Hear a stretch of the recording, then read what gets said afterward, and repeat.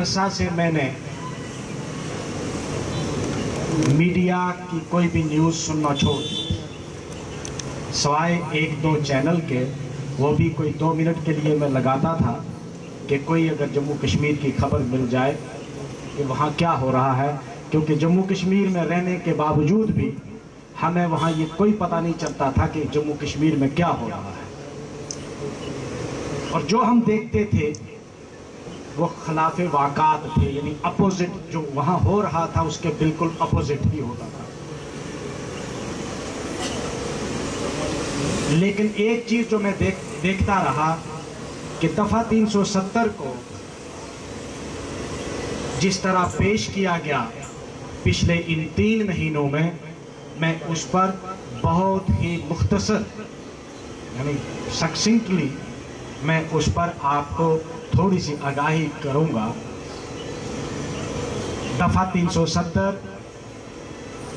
Constitute assembly ने तैयार किया था, जिसके हेड बाबा साहब अम्बेडकर थे, और ये एक डिस्कशन हुई पहले, जबकि ये बताया जा रहा है कि ये कोई स्पेशल मुराद दी थी जम्मू कश्मीर के लोगों को, ऐसा बिल्कुल नहीं था, बल्कि 2 सॉवरेन एंटिटीज थी।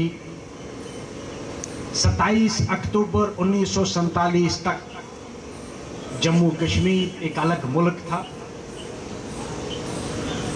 27 अक्टूबर तक उनका अपना महाराजा था, उनका अपना कानून था, और वहां जो एक जंग चल रही थी वो जंग शख्सी राज के खिलाफ थी। वहां के जो लीडर थे उनको इंस्पिरेशन गांधी जी से मिली। जब यहाँ क्विट इंडिया मूवमेंट शुरू हुई, उसी की तर्ज पर जम्मू कश्मीर में क्विट कश्मीर मूवमेंट शुरू हुई। 27 अक्टूबर को जब महाराजा ने इंस्ट्रूमेंट ऑफ एक्सेशन साइन किया, तो महाराजा ने कहा, मैं कुछ मामलात में मैं सेंटर की इंटरफेरेंस नहीं मानूंगा। ये 3-4 मामलात हैं, अगर आप में से किसी को आप इंटरनेट पर जाकर सर्च करेंगे तो इंस्ट्रूमेंट ऑफ एक्सेशन जो है वो मिल जाएगा आपको। उसमें शिक है 7। उसमें महाराजा ने खुद कहा कि मैं इन मामलात में आपकी इंटरफेरेंस नहीं मानूंगा, इन मामलात में मैं खुद मुख्तार रहूंगा, मैं ऑटोनोमस रहूंगा। हालांकि 27 अक्टूबर 1947 से पहले महाराजा ने यह साफ किया था कि मैं अलग रहूंगा, मैं दोनों ममालिक के साथ, इंडिया के साथ भी, पाकिस्तान के साथ भी ताल्लुकात रखूंगा, लेकिन मैं अलग रहूंगा। लेकिन 27 अक्टूबर को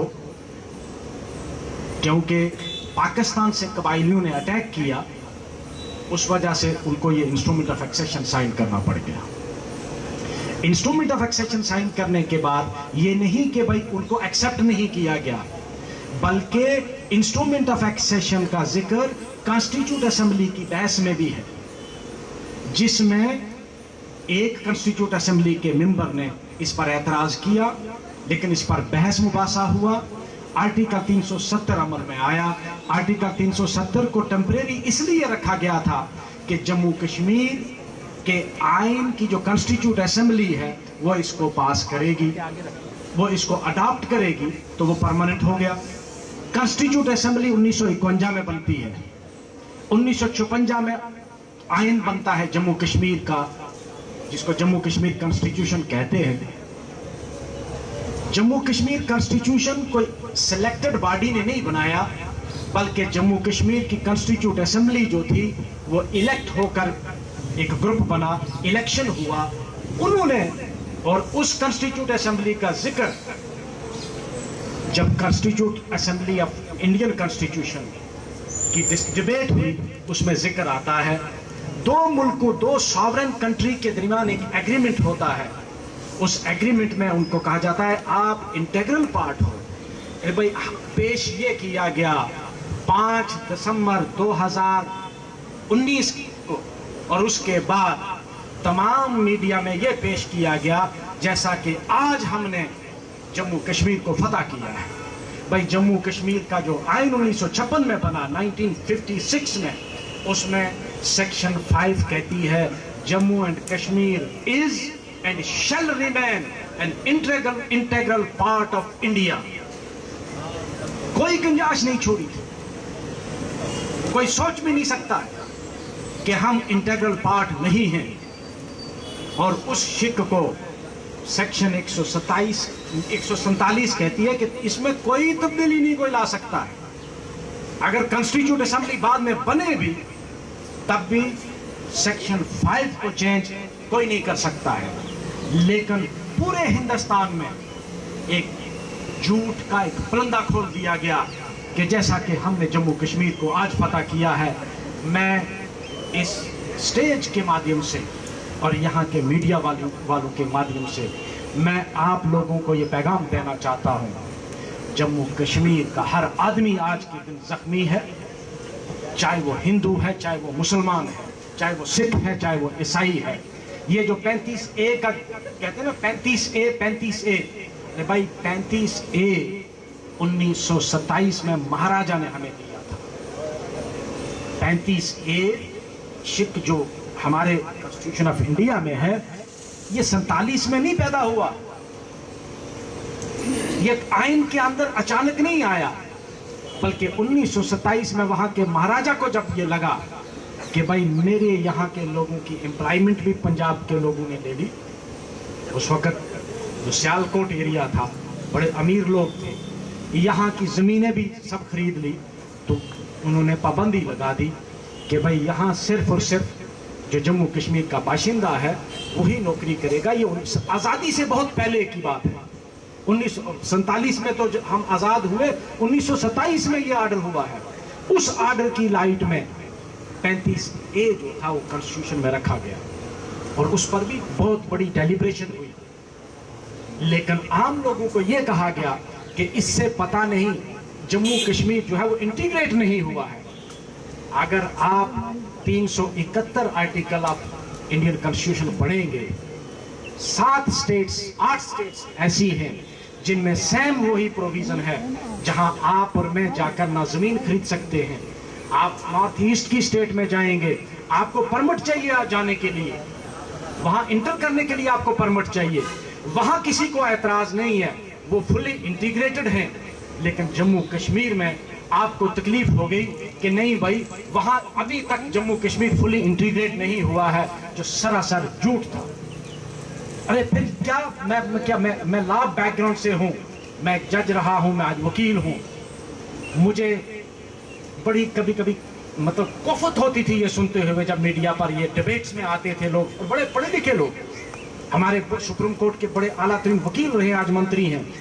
वो कहते थे जब कि जम्मू कश्मीर में जनाब वहाँ एंटी करप्शन लॉ नहीं था।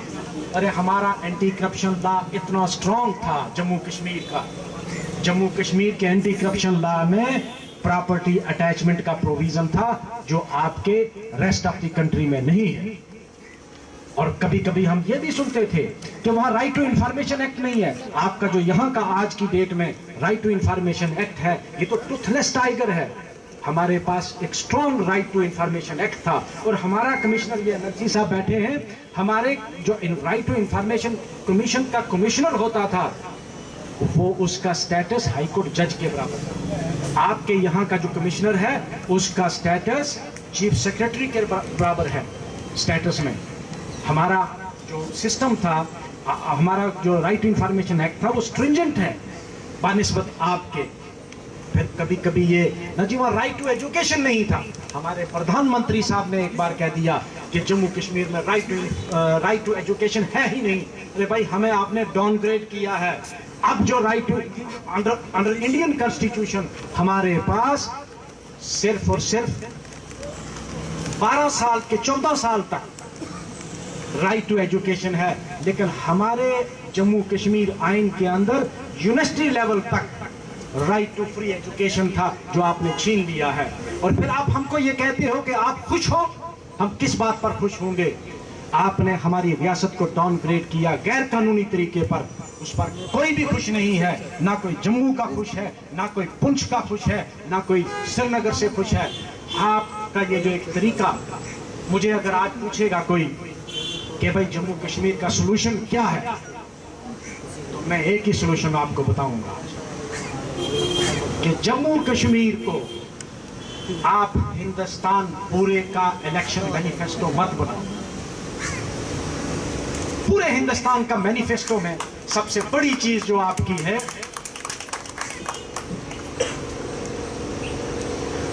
सबसे बड़ी जो हमारी मुश्किल है कि पूरे हिंदुस्तान में वोट बटोरने के लिए आपने जम्मू कश्मीर को रेड हेरिंग इस्तेमाल किया है।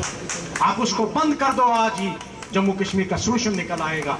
और आज मुझे पर्ची आ गई कि कंक्लूड करो, मैं इस आपके स्टेज के माध्यम से मैं पूरे हिंदुस्तान की आवाम को कहता हूँ, मुझे बैठे बैठे यहाँ हमारी मैडम जी ये को कह रही थी कि आज जम्मू कश्मीर में ये हालत हुई, वहाँ की औरतों के साथ ज्यादती हो रही है, वहाँ के बच्चों को आज टार्चर किया जा रहा है। जुवेनाइल बच्चे, 13 साल के बच्चे को उठा के आपने टार्चर किया थानों में, आपने टॉर्चर सेल में ले गए उनको, 13 साल के बच्चे को। आप उसको कल कैसे अपना कहोगे कि आप हमारे हो, आप अटूट अंग हो? भाई अटूट अंग हो, जब अंग में तकलीफ हो तो उसको काट के आप फेंक दो। अटूट अंग हो तो उसका इलाज होता है। आपके अंग में कोई तकलीफ हो जाए तो उसका इलाज किया जाता है, उसको काट कर फेंका नहीं जाता है। आपने तो अंग को काट कर फेंक दिया। मैडम जी यहाँ ये कह रही थी, तो मुझे एक वो जॉन डन की एक बड़ी खूबसूरत सी पाइन मुझे इस मौजू लगी इस पर। No man is an island entire of itself, each is a part of the continent, each is a piece of the continent and a part of the same। और उसका जो लास्ट स्टेंजा है, send not to know for whom the bell tolls, it tolls for thee। Thank you very much। समाज की महत्वपूर्ण घटनाओं की जानकारी के लिए MN TV को सब्सक्राइब करें और साथ ही साथ बेल आइकन को दबाएं ताकि आपको हर महत्वपूर्ण जानकारी मिलती रहे।